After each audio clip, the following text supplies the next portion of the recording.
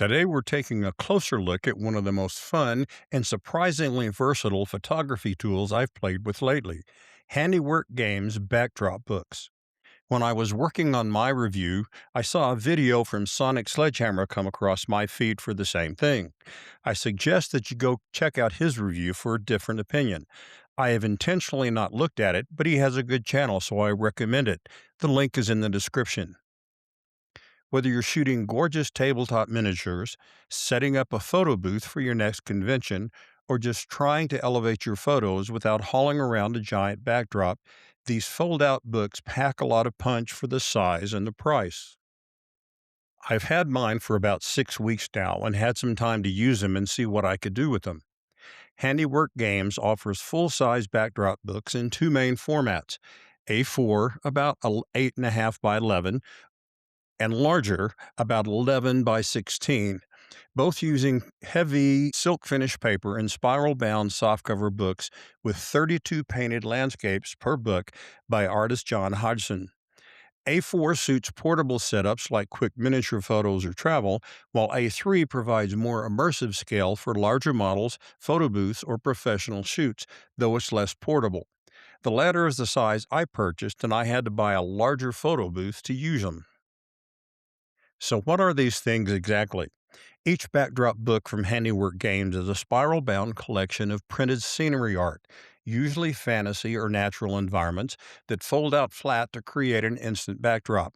Think of them like a portable diorama book. The artwork is printed on heavy matte card with bright color and texture detail that looks excellent under studio lights or even ambient daylight. You can stand minis directly in front of them or use them behind scenic bases, props, or product setups. Let's start with what I'd call a Cadillac application: photo booth setups. These backdrop books make it easy to get pro level compositions without dragging around fabric screens or printed panels.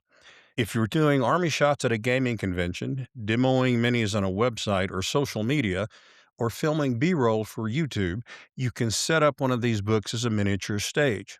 Add a couple of LED panels or softbox lights, maybe a turntable, and you've got a clean, repeatable environment to show off detail and scale. The advantage here is consistency. You can swap biomes or moods in seconds without post processing or the image as fuzziness that comes from green screens. But these aren't just for pro setups. I use mine for casual miniature photography, especially when I'm documenting painting progress or posting hobby updates to Instagram or to YouTube. Instead of photographing your minis on a messy workbench, these backdrops instantly frame your piece in a more immersive environment. You can experiment with lighting, use props for depth, or even combine terrain pieces for a diorama-like look. It's a great middle ground between studio work and quick hobby-side table shots. One of the downsides is the cost of the books.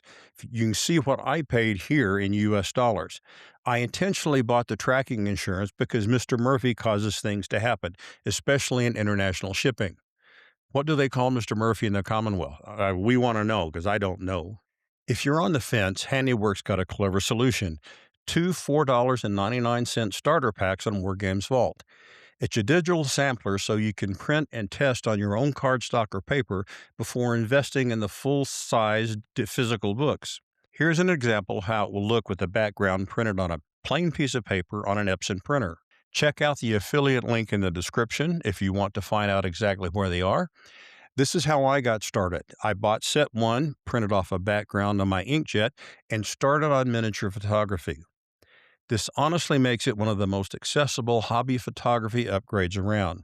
You can experiment with scale, try different lighting angles, and see how the look fits your miniatures, all before spending more. It's also perfect for hobby groups who want a shared backdrop for campaign photos or challenge entries without buying multiple physical copies. Here are a few practical tips if you decide to grab one of these books. Use matte LED light to minimize reflections on the printed surface. Add a piece of EVA foam or a terrain tile beneath the miniature for a unified ground surface. Try a shallow depth of field to blur the backdrop slightly. It gives that beautiful cinematic effect. Store these things flat or lightly clamped to avoid page curl. One of the things you want to look at is making a plinth or plinths to elevate your miniatures for the photo. There is a good free PDF on the site about how to construct your own. I have one completed and it's taken from a Terrainify 3D piece that I cut and mirrored to give me a larger flat area, and then I 3D printed it on my FDM printer.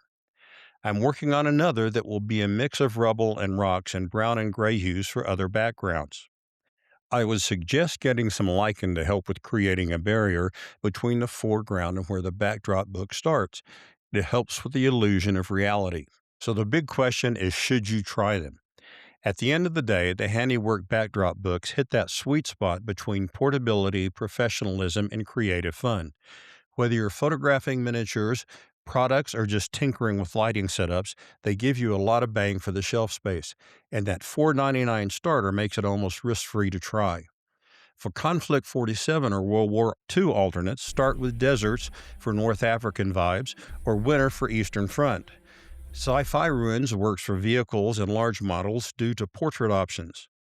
Test via the $4.99 Wargame Vault starter before full buys. A3 shines in videos, but A4 suffices for 90% of hobby videos. If you want to try out the sets from Wargames Vault, there is a link below, and I would be grateful if you would use that. It is an affiliate link, so keep that in mind. As always, happy hobbying until next time.